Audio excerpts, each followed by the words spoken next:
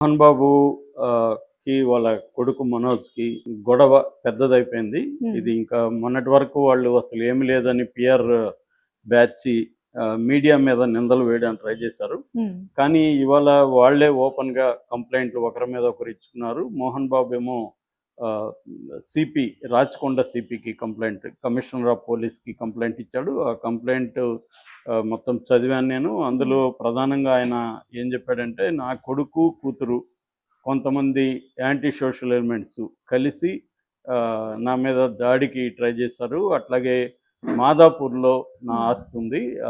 Office ఉంది, ఇల్లుంది. దాన్ని వాళ్ళు కబ్జా చేయడానికి ప్రయత్నించి అక్కడున్న సిబ్బందిని బెదిరించారు. చంపేస్తామని బెదిరించారు. హ్మ్. సో, నాకు ప్రాణహాని ఉంది. నా కొడుకు వల్ల, కూతురు వల్ల ప్రాణహాని ఉంది అనేది ఆయన ప్రధానంగా దాంట్లో చెప్పాడు. హ్మ్. అట్లాగే డీటెయిల్‌గా ఆయన శనివారం ఈ అబ్బాయి మనోజ్ గత కొంతకాలం 4 నెలల నుంచి మా ఇంట్లో ఉంటున్నాడు. అతను శనివారం వెళ్ళిపోయి మళ్ళీ నేనెప్పుడో నిద్రపోయినాక 9కి తర్వాత వచ్చాడు. దాని తర్వాత మార్నింగ్ చూస్తే ఎవరెవరో కొత్త వ్యక్తులు నా ఇంటి దగ్గరున్నారు. హ్మ్. ఎవరు వీళ్ళంతా అంటే వాళ్ళు చెప్పట్లేదు.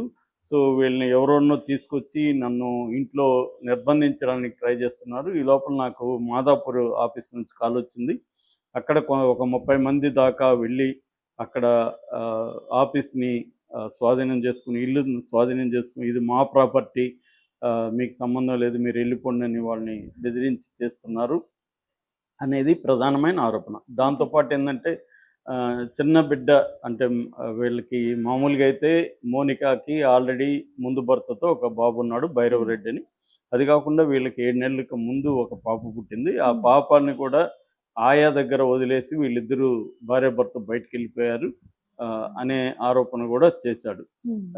దాని తర్వాత ఓవరాల్‌గా అతను చెప్తున్నదేమంటే, నా ఆస్తుల్ని వాళ్ళు కబ్జా చేయడానికి ట్రై చేస్తున్నారు అనేది హ్మ్. ఒకటి. 2 యాంటీ సోషల్ ఎలిమెంట్స్‌ని తీసుకొచ్చి నన్ను భయపెడుతున్నారు. నాకు ప్రాణహాని ఉంది. సో, 3 డిమాండ్‌లు చేశాడు. వీళ్ళిద్దరి మీద, ఆ యాంటీ సోషల్ ఎలిమెంట్స్ మీద లీగల్ యాక్షన్ తీసుకోవాలి అనేది ఒకటి. 2 ఎవిక్ట్ చేయాలి. వాళ్ళు ఆల్రెడీ మాదాపూర్‌లో నా ఆఫీస్‌ని, ఇల్లుని ఆక్యుపై చేసుకున్నారు. వాళ్ళని అక్కడి నుంచి బయటికి పంపించాలి. 3 సెక్యూరిటీ, నాకు ప్రాణహాని ఉంది కాబట్టి నాకు హ్మ్. రక్షణ కల్పించండి అని 3 విషయాల్ని. అంటే హ్మ్.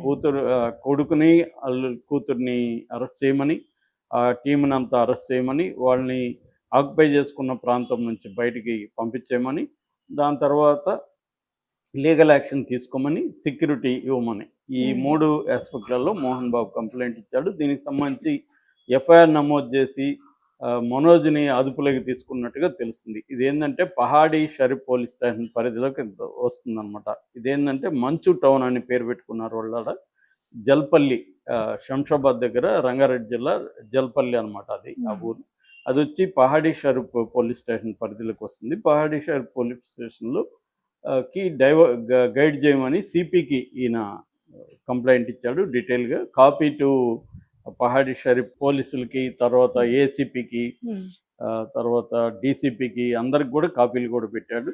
సో, దీనివల్ల ఇప్పుడు వాళ్ళిద్దరి మీద ఆహ్, ప్లస్ కొంతమంది అతను తీసుకొచ్చిన వాళ్ళ మీద కేసులైతే నమోదైనాయి. ఇప్పటివరకు మనకు తెలిసిన సమాచారం ప్రకారం 3 సెక్షన్ల కింద కేసులు నమోదైనాయి. ఒకటి 329 బిఎన్ఎస్, భారతీయ న్యాయ సంహిత 329 ఏందంటే క్రిమినల్ ట్రెస్పాస్. క్రిమినల్ ట్రెస్పాస్ అంటే ఒక దౌర్జన్యంతో ఒక ప్రాపర్టీని ఆక్యుపై చేసుకోవడానికి క్రిమినల్ ట్రెస్పాస్ అంటారు. రెండవదేమో 351 క్రిమినల్ ఇంటిమిడేషన్ అంటే హ్మ్. తీవ్రమైన చంపుతామని బెదిరింపులు. ఆహ్, మూడవదేమో 115, 115 అంటే హర్ట్ చేయడానికి ప్రయత్నించడం. ఈ 3 సెక్షన్లు. ఒకటి ఆస్తుల స్వాధీనం, 2 హత్య చేయడానికి ప్రయత్నించడం, 3 క్రిమినల్ బెదిరింపులు. హ్మ్. ఈ 3 సెక్షన్ల కింద ఆహ్, మనోజ్‌ని అరెస్ట్ చేసినట్టు వార్తలొస్తున్నాయి. అయితే ఇంకా కన్ఫర్మ్ కాలేదు. హ్మ్. సో, అరెస్ట్ అయితే అయ్యే అవకాశాలైతే ఎక్కువగానే ఉన్నాయి. సో, దీనికి సమాధానంగా మంచు మనోజ్ గూడా ఒక పెద్ద ప్రెస్ నోట్, ఒక 10 పాయింట్ ప్రెస్ నోట్‌ని రిలీజ్ చేశాడు. హ్మ్. తను గూడా దాంట్లో సమాధానం ఇచ్చాడు. అది ఏమేమి చెప్పారనేది నేను ఇంకొక వీడియోలో డీటెయిల్‌గా చెప్తాను. రైట్. అయితే ఈ లోపల కొన్ని పరిణామాలు జరిగినాయి. ఒకటేందంటే దుబాయ్ నుంచి విష్ణు హైదరాబాద్ వచ్చి తను ఒక హైదరాబాద్ రాకముందే ఒక 40 మంది బౌన్సర్‌ని ఇంటి దగ్గర పెట్టారనేది ఒక వార్త వచ్చింది. దానికి బదులుగా మనోజ్ కూడా తను ఒక 30 మందిని తను తీసుకెళ్ళి పెట్టాడని, ఈ లోపల మంచు లక్ష్మి కూడా మహిళా బౌన్సర్లతో అక్కడికి వెళ్ళిందని, ఇలాగ ఎందుకంటే మోహన్ బాబు ఫ్యామిలీలో ఈ బౌన్సర్ల కల్చర్ ఎప్పటి నుంచో ఉంది. ఆ మధ్య కూడా జూబ్లీ హిల్స్లో వాళ్ళ ఇంటి దగ్గర కూడా కొంతమంది బ్రాహ్మణ సంఘాల వాళ్ళు ధర్నా చేస్తుంటే కూడా వాళ్ళని బౌన్సర్లు వచ్చి కొట్టారు. చాలాసార్లు మోహన్ బాబు తరపున విష్ణు తరపున బౌన్సర్లు జనాలను కొట్టడం కనబడుతున్నాయి. రీసెంట్గా నిన్ననే విద్యానికేతన్లో కూడా బౌన్సర్లు వెళ్ళి అక్కడ సుమన్ టీవీ జర్నలిస్ట్ అండ్ ఫోటోగ్రాఫర్ని కొట్టారు, వాళ్ళు ఏదో విచారించడానికి అక్కడికి వెళ్తే.